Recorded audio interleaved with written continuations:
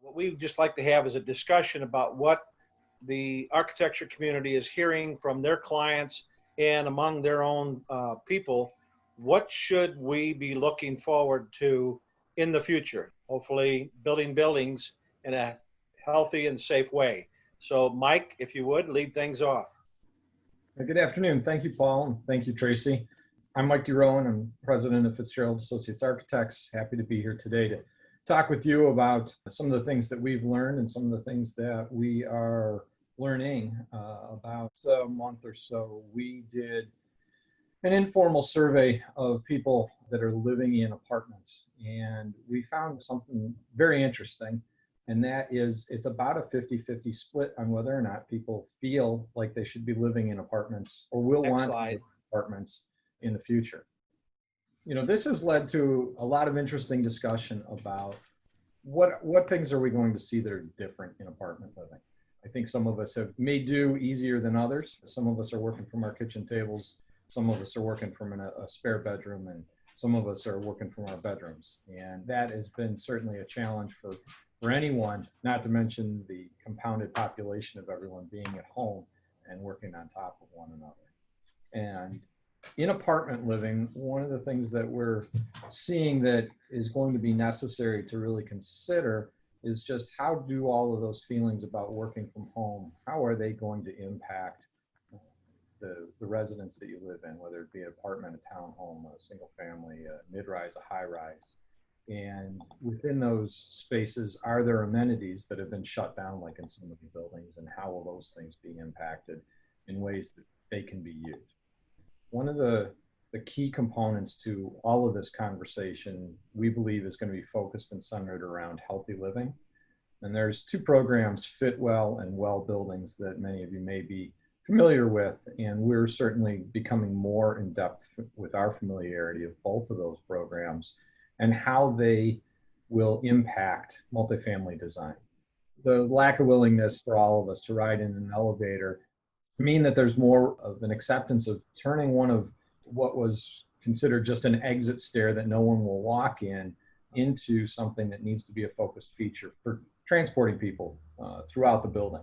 Will that healthy living drive push amenities to be, rather than congregated in single large areas within a single building, will they be driven to be in, what we're calling neighborhoods within the building, so that they're to separate locations, so that they can be opened and closed in ways that allow residents to continue to use them, rather than one large space that just gets closed off because it's unsafe for its utilization.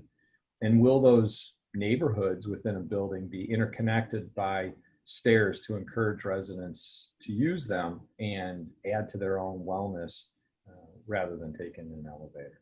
The other thing that we believe is going to be in our short-term future, outside of the plexiglass and cleaning supplies that are occupying everyone's new offices and apartments, are smaller buildings. And will the desire and ability to build smaller apartment buildings change how we approach those buildings so that they can be aggregated in a management way, so as to be able to provide the same types of services that you might find only in a high-rise apartment building? And through the use of the various property tech apps that are out there, will those enable people to be able to really utilize and gain access to the same types of amenities and services that can be found typically only in large high-rise apartment buildings? And is it those services that actually drove that 1% response to our question about really wanting to live in apartment buildings? Is it that service segment that can only be obtained right now in a large high-rise multifamily building? Can that be provided to a multitude of small neighborhood buildings if they're close enough together? And so it's a lot of interesting conversation about how we need to be compassionate and understanding of the fear that we are all experiencing in different ways of how we're going to want to interact with one another in the future, and what does that truly mean to the different solutions that we're all going to arrive at as we sort of enter into this next normal, whenever that really starts. The impact of Gen Z, I think, is going to be a very interesting one, because the oldest Gen Z are just entering the workforce, right? Maybe in the last 2 years. But the majority of Gen Z is in high school and college. So how is that going to impact their thinking about living, given the fact that they've had to live through this in a variety of different ways, either at home or in college, or being sent back home from college to live back at home and finishing their classes online? The demographics for Gen Z are very, very large. They rival the size of the baby boomers, depending on what years you want to actually count, since they're never consistent. And so I think that one of the biggest impacts we're going to see is a continued increase in demand for new housing, because household formations through Gen Z are going to continue to expand what the millennials have been doing to the market. It is going to create a lot of opportunity, I think, in all spectrums of housing, because of where we are now with baby boomers really entering into their senior years, and what that's going to do for senior housing, in addition to, who's going to take over the home? What's going to happen to all those single family homes? Are the millennials going to buy their parents' homes? I think that's a question that's unanswered, as they start now forming their own families. And some of them are starting to realize that maybe they don't want to live in vertical high-rise living.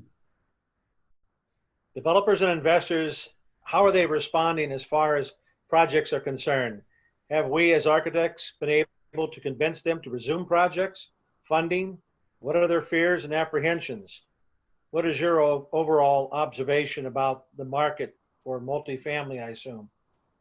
We've seen a resurgence of a few projects that stopped back in March, but those projects that are trying to come back to life are doing so slowly, deliberately, and with real focus on taking the right steps to get things aligned so that they can be prepared for the upslope of the next cycle.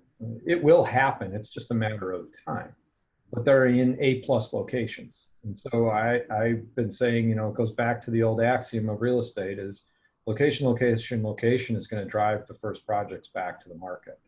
Those B-plus locations that looked good a year ago because they were different and maybe could have performed better may not be the first ones back, but the ones certainly in the A-plus location are starting to.